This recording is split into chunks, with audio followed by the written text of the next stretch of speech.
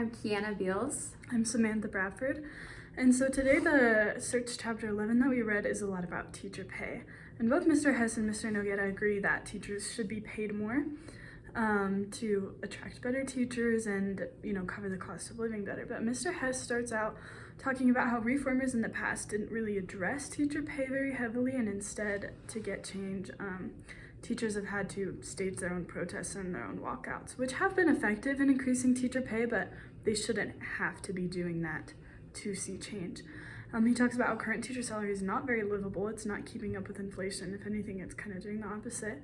And that money should stop going to unnecessary non-teaching staff, which is growing in schools. Schools are getting more non-teaching staff, even though their enrollment is decreasing, which doesn't really make sense, and takes money away that could instead be paid to teachers.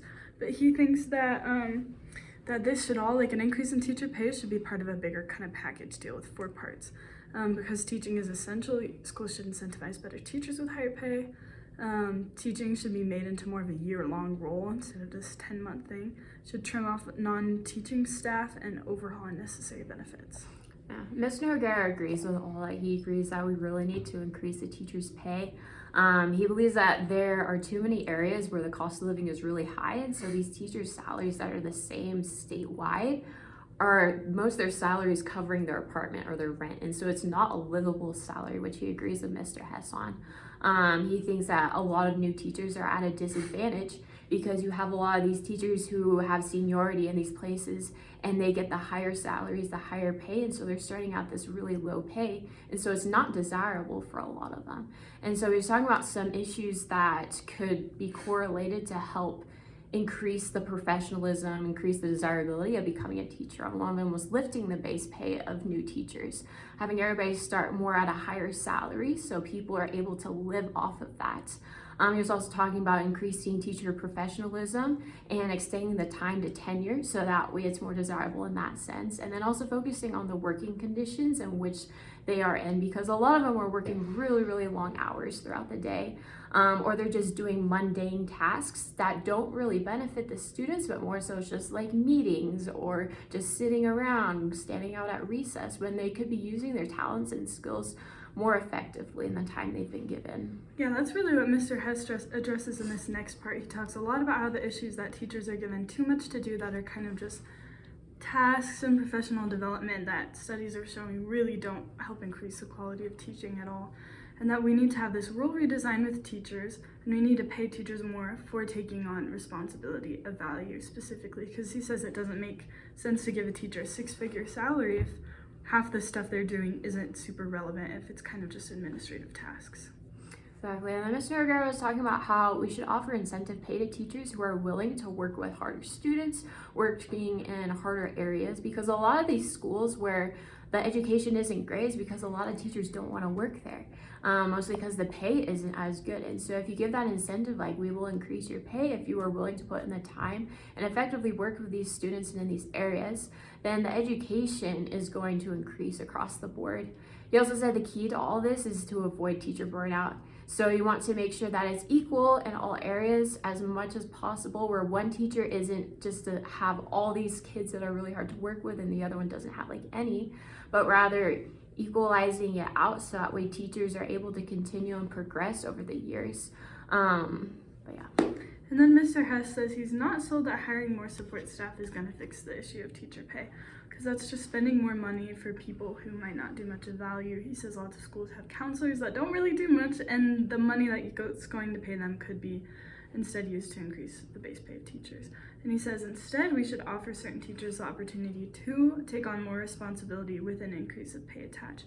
That could stretch their teaching role into the summer months. It could have to do with family outreach and things like that. But he says instead of hiring outside people, let's give the teachers we already have opportunity to stretch themselves for an increase of pay. And then Mr. Noguera kind of closes everything up with talking about master teachers. He feels like a lot of teachers in the school systems today don't receive the same training because we're all coming from different colleges, different areas and walks of life. And so we're not all taught necessarily the same skill sets to teach a specific group of students per se. And so he's saying in order to be a master teacher, you need to be highly skilled in teaching content or skills to children. You need to be creative, and you need to be very good at building a relationship with parents and with kids. And and within the community. And if you're able to have those three things, then you're set up for success. And he also expressed the importance of having those teachers who have seniority in these school systems to help out the newer teachers, to give them skills, to kind of lead them along and give them advice in certain situations. And as far as praxis goes and how I'd apply this to the classroom, I was just trying to make myself a marketable teacher, not just in the sense of so I can get paid more, but in the sense of I'm going to have skills that will benefit the kids in my classroom. Kind of going back to Mr. Noguera talks about how effective teachers should be highly skilled in teaching content, they should be creative and great at building strong relationships with their kids, and I'm going to focus on those things and try to grow in those areas so that I do merit a higher pay and also have quality teaching.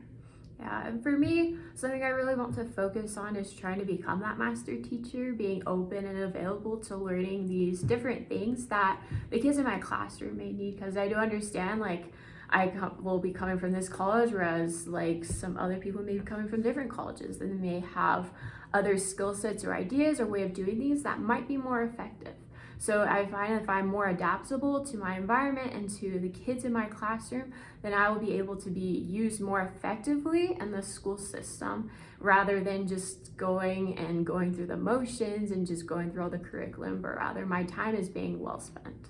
And then as far as the reflection goes, I think they really came to kind of a similar conclusion here, and I definitely agree with them that teachers should be paid more, because simply in today's age, the current teacher's salary is not very livable, and if we want to attract skilled professionals to the teaching field, it needs to be something livable. It needs to be something where teachers don't have to work summer jobs just to be able to get by. And I definitely agree with Mr. Hess that we should trim back these non-teaching professionals who are just honestly kind of eating up funds that could go to the teachers.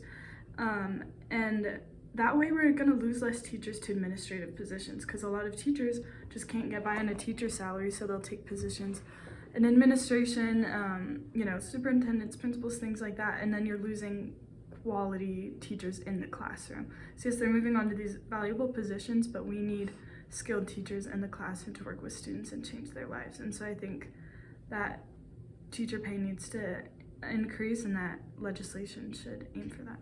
Yeah, I definitely agree with that too. I think teachers' pay should be increased by a lot, because there's a lot of people who don't necessarily want to become teachers that would be really good teachers because of that pay. Like, I know for me, like growing up, like I always want to be a teacher, but then I realized like the pay is not good. And so that kind of drove me away from it for a while, because it wasn't going to be sustainable. But at the end of the day, like, I know how important it is, a job of a teacher, and they really do make a difference in the lives of the children. So we need more people who are willing to become those master teachers and those master lifelong learners, because those are the ones that are going to make the biggest difference. And if we're able to increase that pay to make it more desirable, then the education system is going to have more skilled people in it.